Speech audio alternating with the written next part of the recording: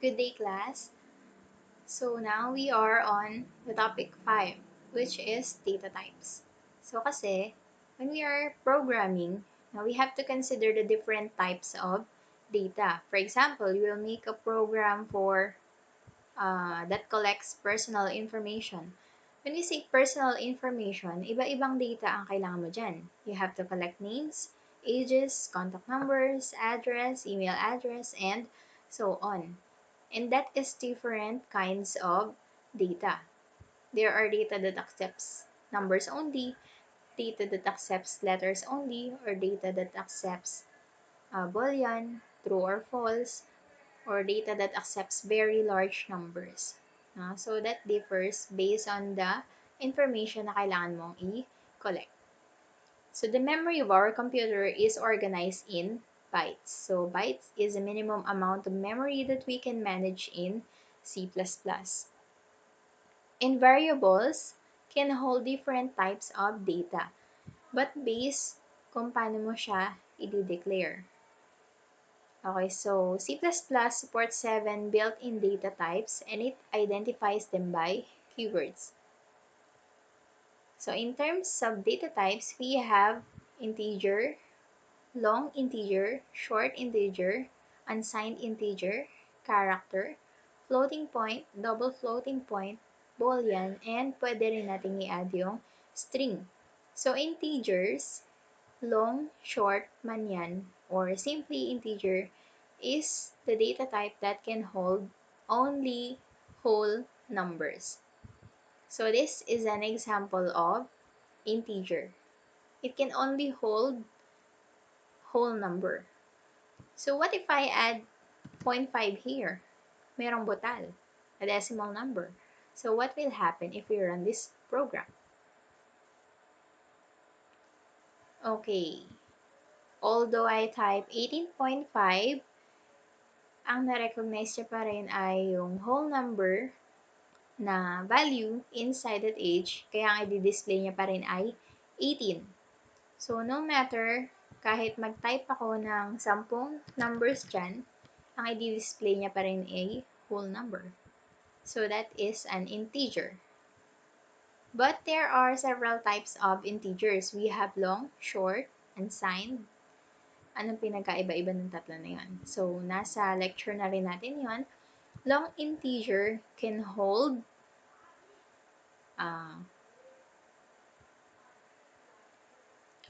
can hold much larger data than integer. Siyempre, pag short integer, so mas maliit sa kayang i-hold ng integer yung pwede niyang i-accept. Because typical integer, yung integer lang, katulad nitong int age, ang kaya niya lang i-hold ay 32,767 up to negative 32,768. So larger than that, you can use long. And smaller than that, you can use short. Okay. But commonly, ang ginagamit natin ay integer. Okay. So next is the float and double. Float and double are used para naman dun sa mga decimal numbers.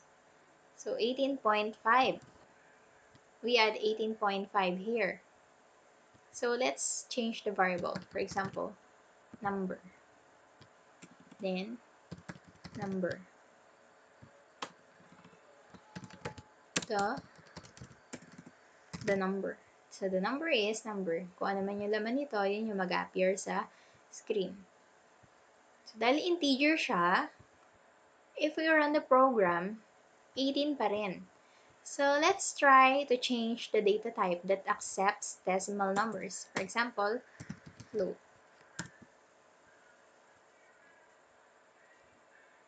Okay, so din-display niya na yung 18.5 because this data type accepts decimal numbers. So, let's try to add more numbers. Let's see kung i-display niya. Okay, so i-display niya but it displays only 4 numbers after the decimal. So, let's try to use the double.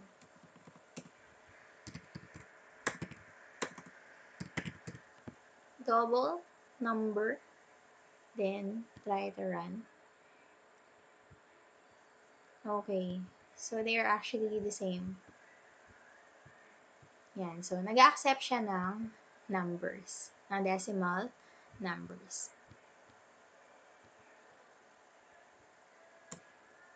Okay, so let's go back with integer.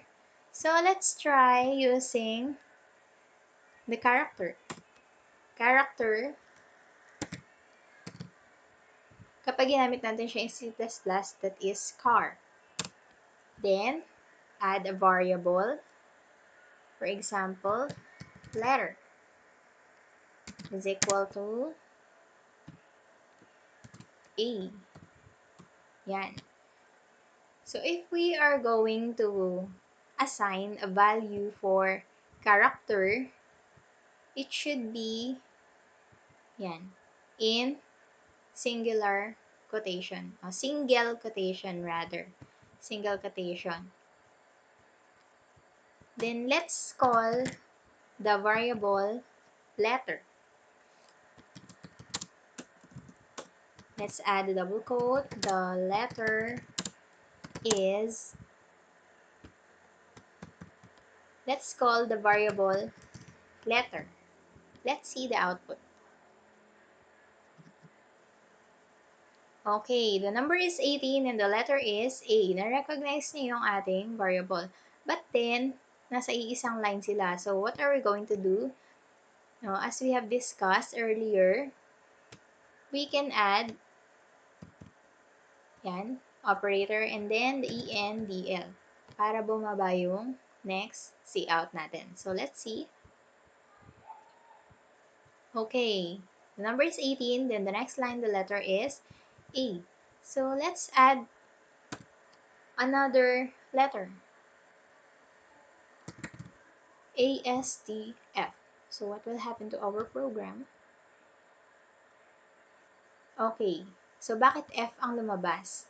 Because a character can only hold one letter only. One character only.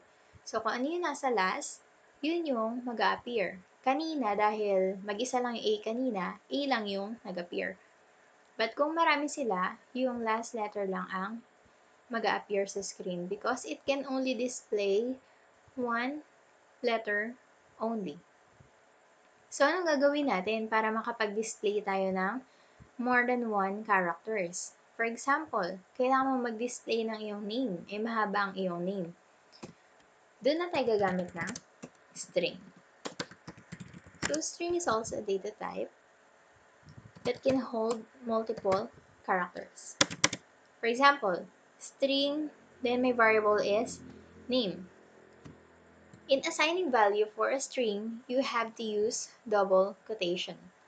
Then, let's add your name here. For example, Juan. Then, you are going to call your variable. Add double quotation. His name is space, then add kauli ng operator. Then, call mo yung variable mo na name. String ang data type. Your variable is name. The value is 1. Then, pagdating natin dito ay kinall natin yung name. Let's see the output. Okay, the number is 18. The letter is F. His name is Juan. Now, na-call na yung variable natin, but in this case, wala pa rin tayong end line sa dulo ng F. So, we have to add another ENDL para hindi umakyat yung third cout sa taas. Burahin na natin to so that it can display letter A only. Okay, the number is 18, the letter is A, his name is Juan.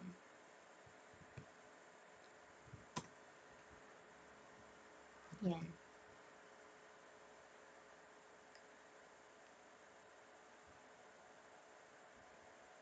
So, I hope you learned in this video about our different data types. So,